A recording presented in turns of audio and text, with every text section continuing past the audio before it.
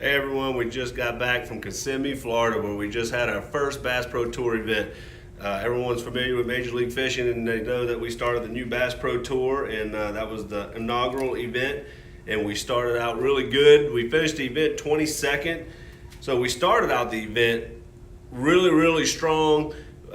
We pretty much was running away with the score tracker the first day, and got to the point where we felt like we caught as many fish as we could on day one. And day two, we pretty much had lapped the field 2 or 3 times, and we knew that continuing to catch fish wasn't going to do any good.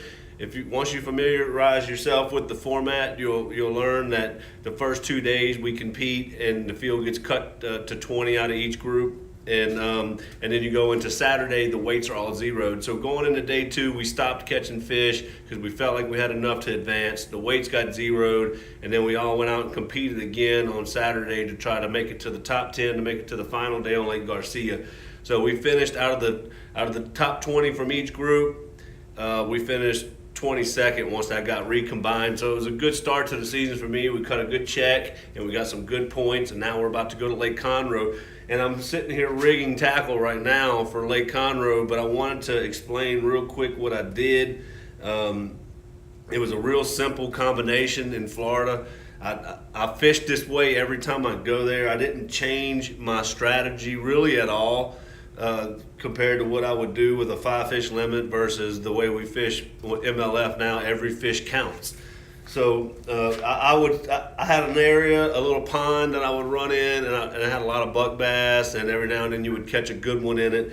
But I caught most of my fish in there, paralleling the banks with just a speedworm. This is a June bug red color speedworm, and I had just a little 1/8 ounce Beast Coast tungsten weight, and I had it pegged with a 4/0 Gamakatsu flipping hook with 20-pound fluorocarbon from Sunline. That's FC Sniper, and I was using the Alpha Angler Zilla. It's a 7.3 medium heavy fast. It's just right for those kind of baits, because a speed worm, you'll cast it. I'm slow reeling it through the water column, and when one would bite it, it's almost like fishing a spinnerbait. When one would bite it, I'd let him swim with it for a second, and then it almost turned into a flipping hook set. So the Zilla was a good combination for casting it around, feeling the bait, and then one would bite it. I had enough rod to drive a 4/0 straight shank hook. And you can see my combination right here. It's very simple.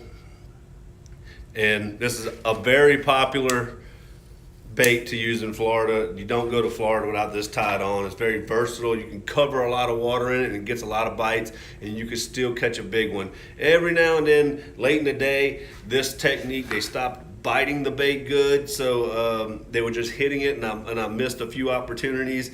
At that point, I kind of started letting the worm fall, and I would hop it off the bottom, and I had a few bites like that. And I was throwing that with a 8-to-1. This is a Daiwa Tatula SVTW. It's an 8-to-1 reel. It's my favorite reel for using fluorocarbon. It's about a $200 reel. It's a great price for a really quality reel. So I suggest people checking that combination out. And then in between, I call this my cover in water getting bites technique. And then whenever I would get to an area that had a good mat of any kind, it doesn't matter if it was hyacinth or pennyworts, or sometimes you just get a combination of things that wash up or get wind blown against something. And some of these mats have been there so long that they had trees growing on them and alligators living on them, and just because you initially look at it, you think, man, there's nothing, that's an island, it looks like land. There was little parts where things were blown up against it, and they made caverns where these fish would live inside these deals. So you can run through a lily pad field, and if you notice one of these islands sitting out in the middle of these fields, you can go over there and you can usually find a spot somewhere around this island where you can make a few punches. And I was using an 1.5 ounce Beast Coast tungsten weight. This is their matte finish tungsten. It will not chip or anything. It's one of my favorite flipping weights possible.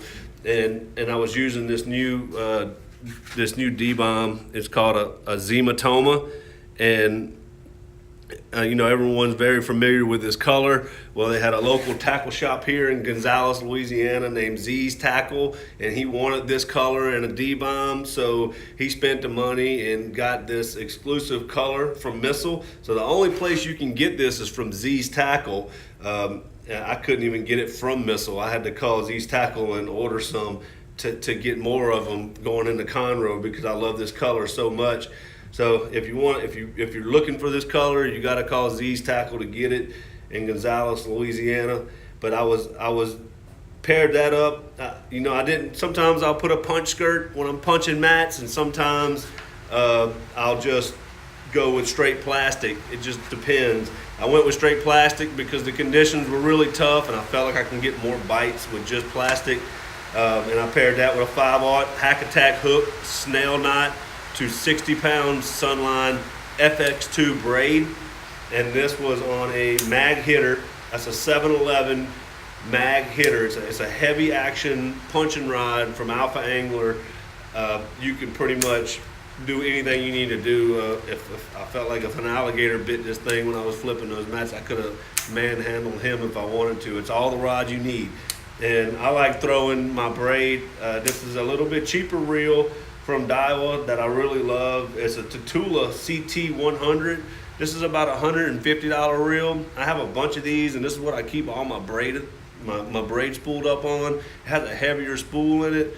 It's made for making longer casts, or you know, it holds a lot of line. I like to punch with them. It's an 8-to-1. I still use an 8-to-1 for punching because when a fish hits it in a mat, I want to be able to take up all the line that I can to catch up to that fish and turn him and get him coming towards me.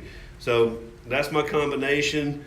All I would do, I try to keep it simple. You know, you could have caught them a lot of ways in that tournament, but I feel like if you're constantly trying to do too much, you can cost yourself some efficiency. And so I knew that they would eat the speedworm, and I knew whenever I got to a mat, I was confident that they would bite that Zematoma Missile D-bomb. So I stuck with that and just try to stay with the fish as much as I could and following them through their transition area. Everything was changing really fast.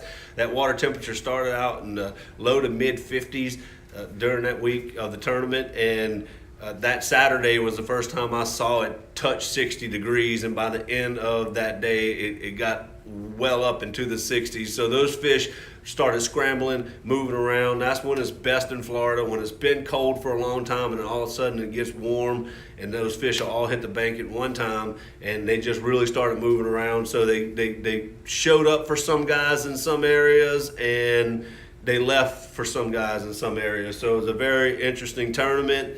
And we're glad that we were able to do as good as we did, because it potentially could have been a really bad one. A lot of guys were just left there scratching their head. The bite was pretty tough. So we're heading to Lake Conroe now. It's going to be a similar situation. These fish are going to be pre-spawn and thinking about spawning. I'm assuming the water temperature is going to be in the mid-50s, getting close to that 60-degree range. We're not leading into a full moon. The full moon is like the Tuesday after our event's done. So I think it's really going to be a pre-spawn tournament. Hopefully we'll get some good consistent weather, and you'll see some of those 10 and 12 pounders caught over there that place is famous for. I don't expect a lot of bites when we go there, but I expect drastic changes in the score tracker every time someone catches a 10 pounder. It's the time of the year where you'll see that kind of weight. So a guy may advance or win the tournament and only have 4 or 5 fish to show for it, but he might have 30 or 40 pounds with 5 fish. It's crazy over there. So we'll see. Keep up with it and follow us at Major League Fishing, and I'll try to give you one of these, let you know how I did it and how we did in the tournament and what we used to do it with every tournament for at least a tour event. So follow us at Gerald Spohrer Fishing on Instagram and on Facebook, and start following our YouTube channel, and we'll try to keep everyone informed with good fishing knowledge on how we compete against this new format.